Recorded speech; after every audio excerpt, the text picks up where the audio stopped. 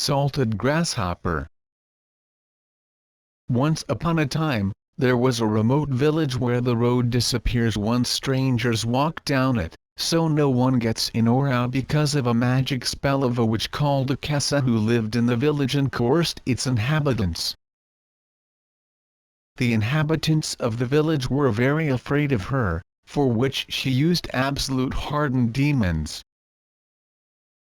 In the same village, a kind woman named Sarah lived in a garden where springs burst, productivity increases, and flowers and fruits bloom.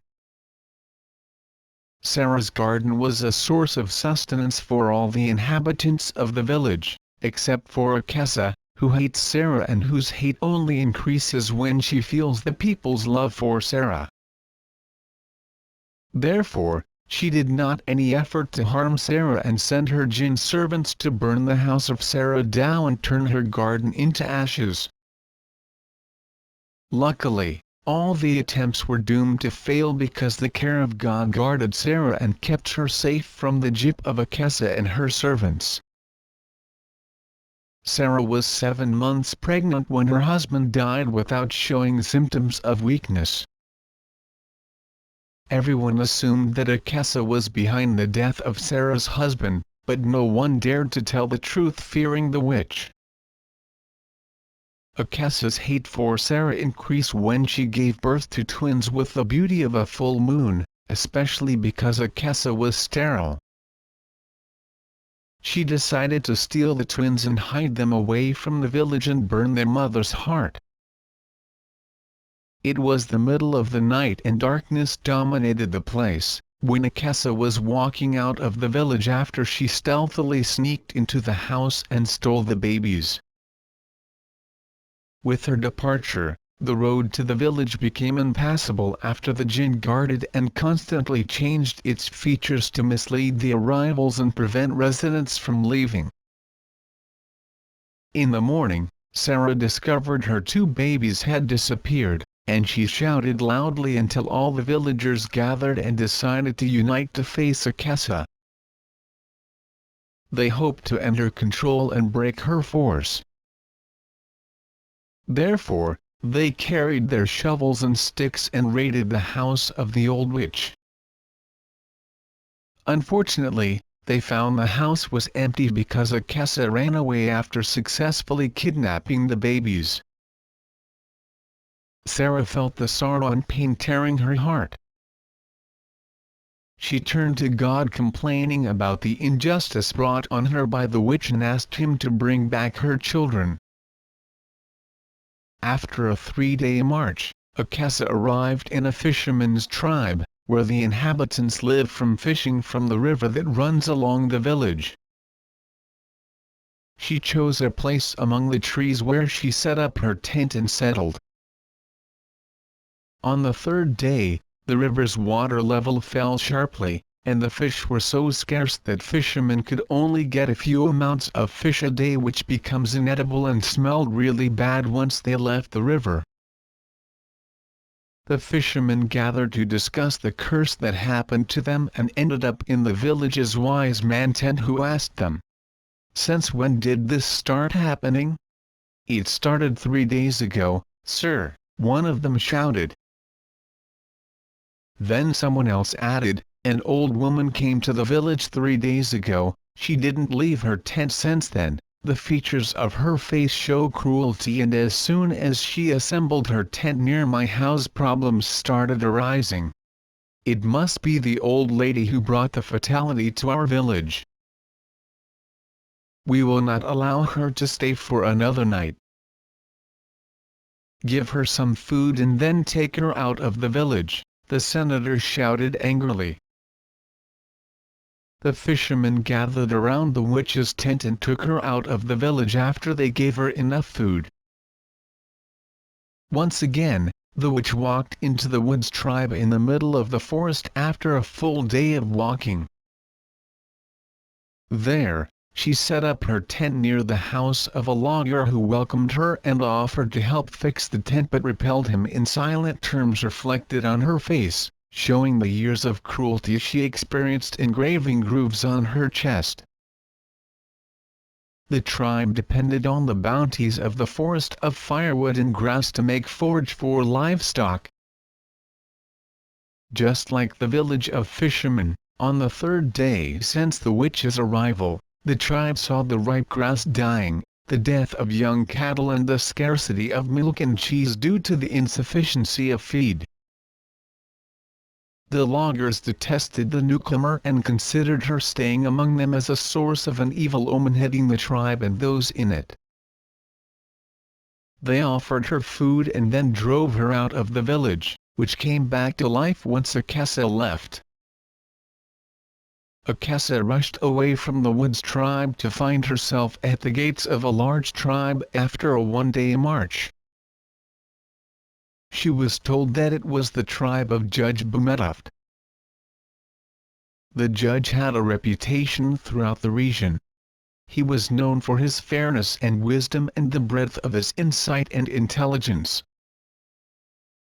He also used a group of wise men to push injustice, bring justice and punish his wicked witches. After 3 days on the arrival of Akessah, the tensions intensified and the tribe queued in front of the Judge Bumetoft's house. The judge received the chief merchant and the chief vegetable vendor who each presented their complaints. The chief merchant said, 3 days ago, we collected the money from the loggers and butchers and gave it to the vegetable vendors, but they didn't deliver the fruit and vegetables to the convoy leaving early in the morning. Then the chief vegetable vendor replied, the chief merchant is right, and we collected the vegetables and arranged it in the place we agreed before, but it disappeared without any trace. While rubbing his forehead, Judge Bumetoft ordered them to return tomorrow to deliver his verdict. After the adversaries came out, it was the turn of the chief butcher and the chief peasant. Mr. Judge, the farmer is holding my cattle and threatens to slaughter and eat it and refuses to return it to me. The chief butchers replied, Sir, his cattle attacked the peasant fields and corrupted the planting and ate the harvest. Who compensates us for our losses? As he did with the first 2 adversaries, the judge directed them to return tomorrow. He turned to his assistant, saying, What is the secret of this earthquake that upset the whole village? 3 days ago, an old woman carrying 2 babies came and settled down in the valley. No one spoke with her and she hasn't spoken to anyone, and I think she brought misfortune to the village. The judge never pressed anyone, so he ordered to honorably bring the old woman to know her story.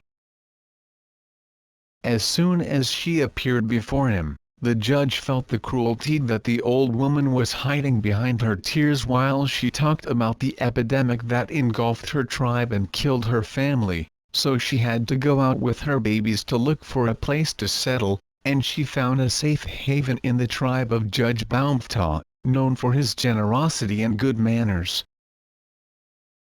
The judge looked at the 2 babies, and the light shimmered their faces, while the face of the witch was grim and filled with wrinkles. And said, Listen, old lady, I can't believe that these 2 children are yours, they don't look like you. Moreover, they are breastfeeding and you are old, your breast cannot produce milk. Are you questioning the power of God? They are the gift of God. Abraham and Zechariah, peace be upon them, have preceded me, the witch Akessah answered. The judge ordered to hold her until the next day and then summoned the starling bird and ordered him to travel to the faraway country and return with the truth of the woman before dawn. The starling bird flew and returned before dawn, carrying news of the witch Akessah and their mother Sarah and the ensuing events. By morning, the serenity had returned to the tribe and the adversaries reconciled and things returned to their former state. The judge summoned his wise friends to look at how to punish the witch Akessah. In their presence, the color of her face changed and her voice rose and sought to charm everyone by using her magic stick. However, the wise men of Bomaftah locked her out with their talismans. The judge gave her the chance to choose what animal she would be transformed into: a fly, a frog, or a grasshopper. She chose to be the latter. The smile returned to the house of Sarah after Judge Bomaftah returned the babies to their mother's lap. The grasshopper Akessah went into the desert and brought a swarm of grasshoppers to attack Sarah's garden. Fortunately, God's care transformed the taste of the orchard's plants and made them very salty, causing the grasshoppers to fall down in the garden, and making them a good prey for the people of the village. The young and the tribe filled their stomachs with salted grasshoppers and divided the remaining among them. After the division, they found a single grasshopper and decided to draw lots to see who would win it. The grasshopper Akessah tasted salty. Whenever a child put it in his mouth, he threw it to the ground, leaving it aside until a strong wind blew it away from the village. Then the children started dancing and singing. "Oh salty grasshopper, where have you been? In Sarah's garden what did you eat, what did you drink? I only ate apples. Just take off your hands." Judge Bomaftah